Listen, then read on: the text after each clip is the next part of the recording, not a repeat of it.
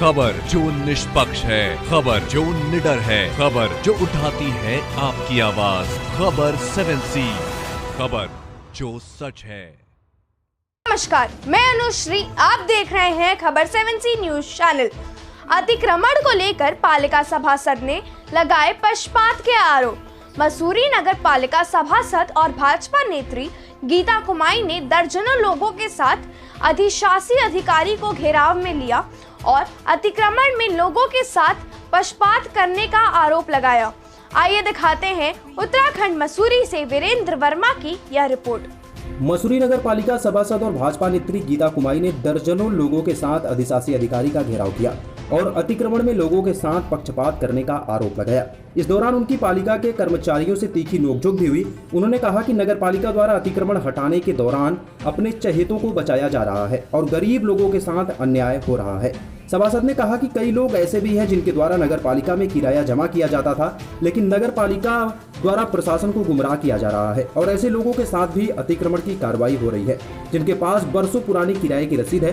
उन्होंने कहा कि यदि पालिका मसूरी की जनता का हित नहीं कर सकती है तो पालिका अध्यक्ष को अपने पद से इस्तीफा दे देना चाहिए और प्रशासन द्वारा पालिका को अपने अधीन ले लेना चाहिए। वहीं पालिका अध्यक्ष अनुज गुप्ता ने कहा कि मुख्यमंत्री द्वारा पूरे प्रदेश में अतिक्रमण को लेकर सभी जिला अधिकारियों को निर्देशित किया गया है। इसी कड़ी में मसूरी में भी अतिक्रमण हटाओ अभियान चल रहा है। उन्होंने कहा कि पालिका हमेशा से अतिक्रमण के खिलाफ रही है। उनका कहना है कि कुछ लोग राजनीति से प्रेरित होकर अनर्गल बयानबाजी कर रहे हैं। वह लोग शहर के हितकारी नहीं हो सकते हैं। आपने उसे नोटिस के लिए भेजा था कि दुकान तोड़ दिया आपने? हमने नहीं तोड़ा। एसडीएम साहब से पूछिए, एसडीएम साहब से पूछिए। एसडीएम साहब को तो पता ही है। उनका राइट नहीं है बताने का कि हमारा ये है हुआ। इन्होंने बताया, जुलूस में उन्होंने बताया रसीद लेकर खड़े। ये सर ये आपको गुमराह किया जाता है। अरे ये हम नहीं कर रहे हैं गुमराह किया जा रहा है। समझ गए? आप कर रहे हो गुमराह। आप कर रहे हैं तो सवाल पूछा, अगर जवाब देने को तैयार नहीं हो। जवाब ऐसे थोड़ा दिया जाएगा। कैसे दोगे जवाब? कैसे दोगे? देखिए, मैं इसमें ये कहना चाहूँगी कि पालिका द्वारा जो सूची प्रशासन को भेजी जा रही है वो न्याय संगत नहीं है। उसमें पक्षपात है। कुछ लोगों को संरक्षण दिया जा रहा है और कुछ लोगों के नाम उजागर किए जा रहे हैं। जो बोल नहीं सकता है, निम्न वर्ग या मध्यम वर्ग, केवल उन्हीं पे कार्यवाही हो रही है। रेस्ट बाकी लोगों को पालिका संरक्षण दे रही है, उनके नाम डिस्क्लोज नहीं कर रही है। तो हम इसकी कड़ी निंदा करते हैं और विरोध करते हैं। अतिक्रमण का नहीं, मैं अतिक्रमण में हो रहे पक्षपात का विरोध करूंगी और इसी के साथ साथ जिन लोगों का पैसा जमा है उन्हें अतिक्रमणकारी कह के बुलाना कोई भी न्यायोचित बात नहीं है।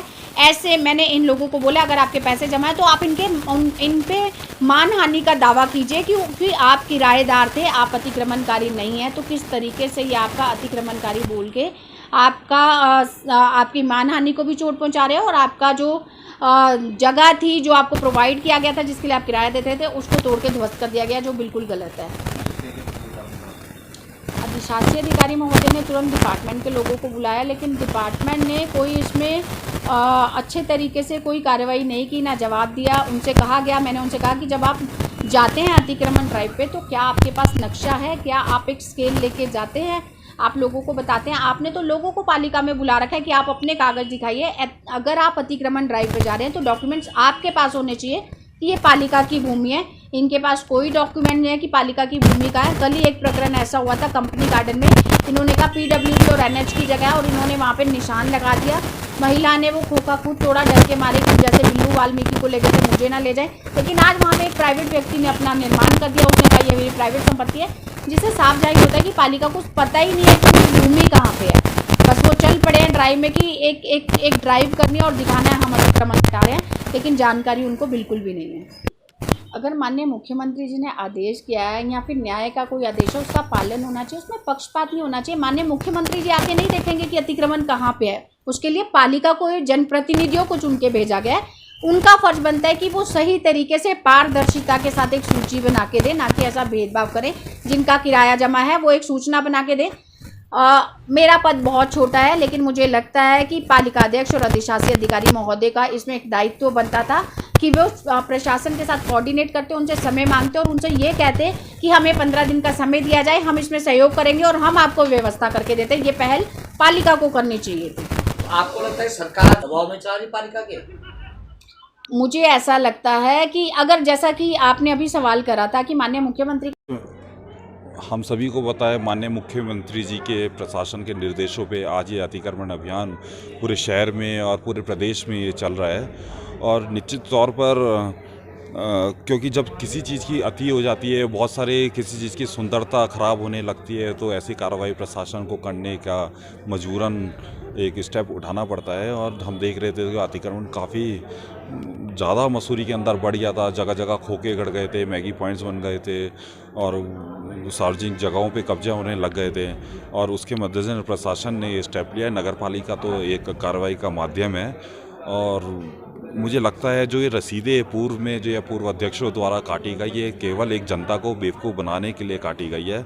अगर आप किसी की रसीद काट रहे हैं तो उसका मतलब ये नहीं है कि आप उस जगह के ओनर बन गए। नगर पालिका ने अगर वो रसीद काटी है तो उसका केवल एक टैक्स लेने का पर्पस होगा, कि सफाई के लिए जो टैक्स लिया जाता है उसका पर्पस होगा। उससे किसी भी रसीद से आप किसी ज़मीन के ओनर नहीं बन सकते। और अगर किसी ने गलत रसीद काटी है तो उन लोगों को ब्लेम करे जिन्होंने उनकी रसीदें काटी हैं। एक रसीदें एक अध्याशी, ये एक बिल्कुल नियम विरुद्ध रूल है और जिन्होंने भी ये करा है उन पे भी कार्रवाई होनी चाहिए, जिनके संरक्षण में कार्य है उनको भी कार्रवाई होनी चाहिए। मेरा मानना ये है कि अगर ठीक है आपको किसी को दुकान देनी है, आप लीगल तरीके से दो, आप दुकानें बनाओ और प्रॉपर तरीके से उसका आवंटन करो, वो एक सीधा